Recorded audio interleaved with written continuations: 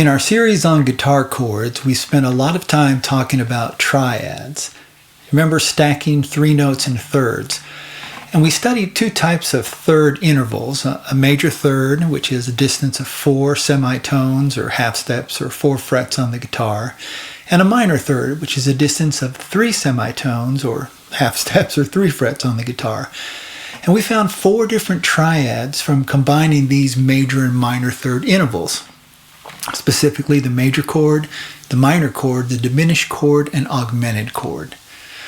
But you don't have to stop at 3 notes to form chords. If you stack another third on top of these triads, you get something called seventh chords. And they don't get their name from having 7 notes in them. Rather, that additional note is an interval of a seventh from the root. Now, if we take our original 4 triad chords and add both a major third interval and a minor third interval on them, it actually gives us 7 types of seventh chords. So let's learn them by using our chords with the root C, just like we did in studying triads. If we take a major triad and add a major third, that gives us a major seventh chord with the notes 1, 3, 5, and 7, or in this case C, E, G, and B. Now you can notate that with either writing out major 7 or using a triangle and a 7. And here's an example of a major 7th chord. This is a beautiful chord that starts to take us into the realm of a jazzy sound. Let me give you an example. See, I took the song You Are the Sunshine of My Life and I just played it with major and minor chords. You are the sunshine of my life, yeah. That's why I'll always be around. Well, that sounds kind of cool, but if I make them major sevenths, you are the sunshine of my life, yeah.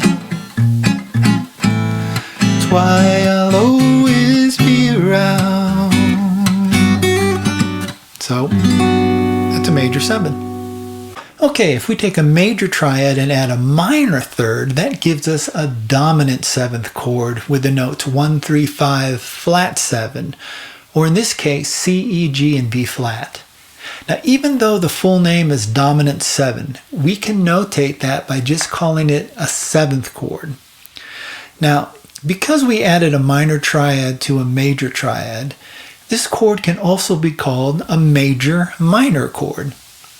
A 7th chord has a real distinctive sound. It's filled with tension. That is, it wants to go somewhere. It wants to end with some type of resolution. As we'll see in a little bit, this is the 5 chord in the diatonic 7th chords of a major scale, and it strongly wants to go back to the 1 chord. I mean, listen to this. Here's the C7. You can hear it. It wants to do something. It doesn't want to stay there. It likes to go here to an F. You can hear that resolve, that resolution. It really sounds like it wants to go there when you add a 2 chord, which in this case would be a G minor, and then a C7, and you just automatically won't hear it going down to the F. Okay?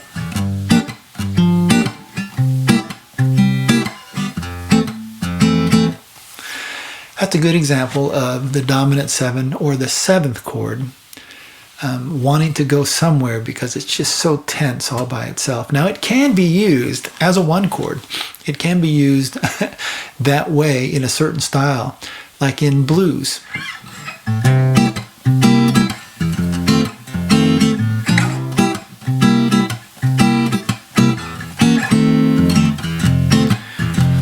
So those are all 7th chords.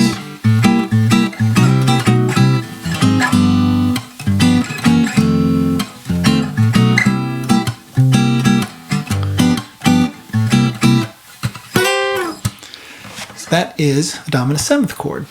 Now, if we take a minor triad and add a major third, that gives us a minor major 7th chord with the notes 1, flat 3, 5, and 7. Or in this case, C, E flat, G, and B. This is a strange sounding chord that's kind of haunting. I mean, listen to this chord. You'll actually find this chord used quite a bit in jazz. And it's also used in something called a line cliche, where a particular line is played stepwise, either ascending or descending, over a stationary chord, such as in the song that I did a tutorial on called What Are You Doing the Rest of Your Life? Let me show you that. So in that song, we had an A minor, and then this line descending by half steps over that A minor. And when you move this note, it actually changes the chord, but it's really going over an A minor. So A minor, A minor, major 7, there's our chord, A minor 7, and A minor 6.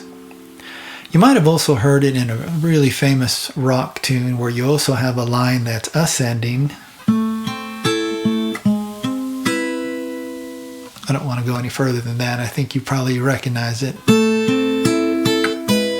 We'll stop there. Okay. Now, if we take a minor triad and add a minor third, that gives us a minor 7th chord with the notes 1, flat 3, 5, and flat 7, or in this case, C, E flat, G, and B flat. This is a cool sounding chord that it sort of takes the sadness out of a minor chord and substitutes a touch of cool. Check out the difference between a minor and a minor 7th chord. Here's a minor chord, C minor. If I take my C and move it down a full step to a B flat, now I've got a C minor 7. And while this is, it's kind of sad, oh, you know, that type of thing, this is more, a little flashier, kind of cool. Like...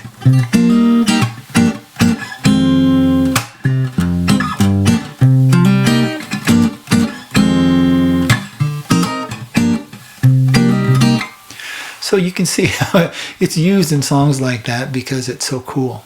Now if we take a diminished triad and add a major third, that gives us a minor 7 flat 5 chord, which is also known as a half diminished chord. It has the notes 1, flat 3, flat 5, and flat 7, or in this case C, E flat, G flat, and B flat. And it can be notated either by spelling it out, minor 7 flat 5, or with a circle and a slash through it, and then the number 7. Okay, here's what it sounds like, and you'll often hear it in a minor 2-5-1 chord progression. Here's a C minor 7 flat 5.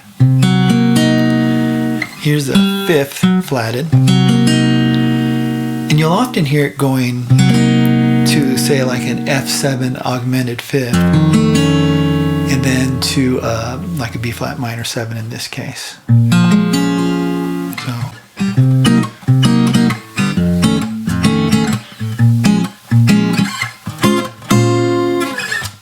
Okay, so if we take a diminished triad and add a minor third, that gives us a fully diminished 7th chord with the notes 1, flat 3, flat 5, and double flat 7.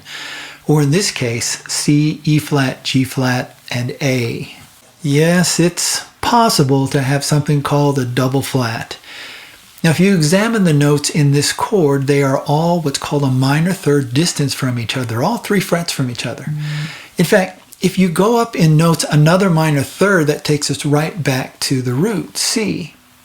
And what this means is that this chord repeats every 3 half steps, or every 3 frets on the guitar. It's the same chord, but with the notes in a different order. So sometimes you'll hear players take advantage of this to add like a cool sliding effect. An example is James Taylor's Don't Let Me Be Lonely Tonight. Here's what I mean. That song goes like this. Do me wrong, do me right. There you go. I went up 3 half steps. 1, 2, 3. This chord, also a diminished 7th chord, is the same chord as this chord. It just happens to be with the notes in a different order. So you can create that type of thing. It's a chord that wants to transition or go somewhere.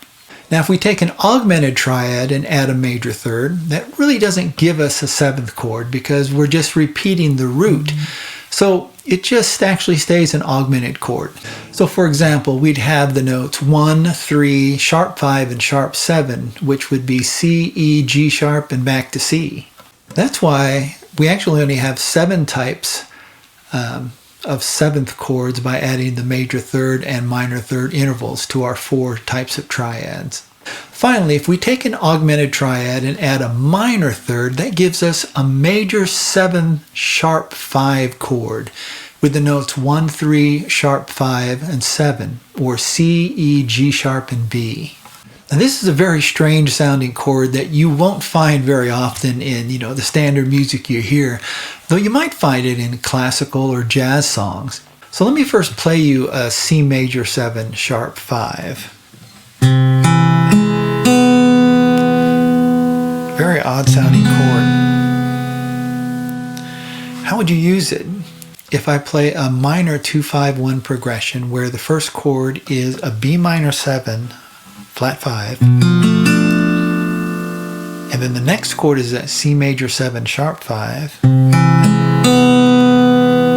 then the next chord is an A minor 7 or some form of A minor 7. Here A minor 7 add 9. So you can hear how it works.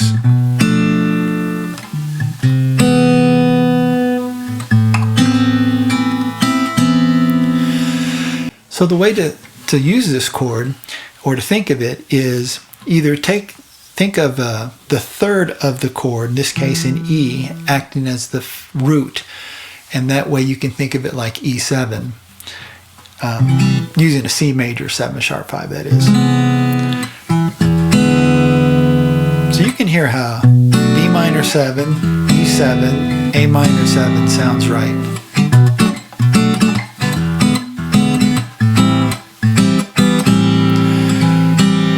We'll do it again, but now with a minor 7 flat 5, C major 7 sharp 5, and an A minor 7 add 9.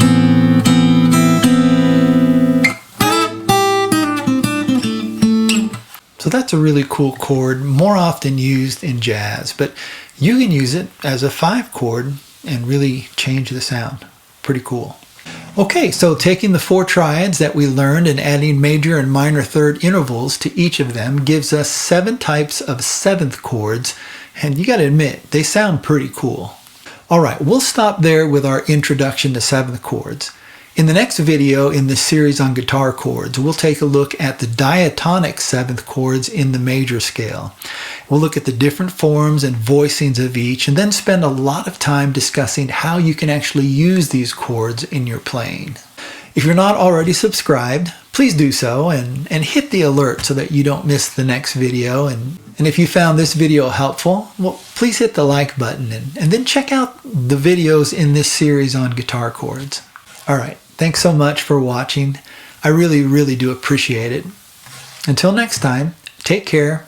Get that guitar of yours in your hands as often as you can. I'll see you.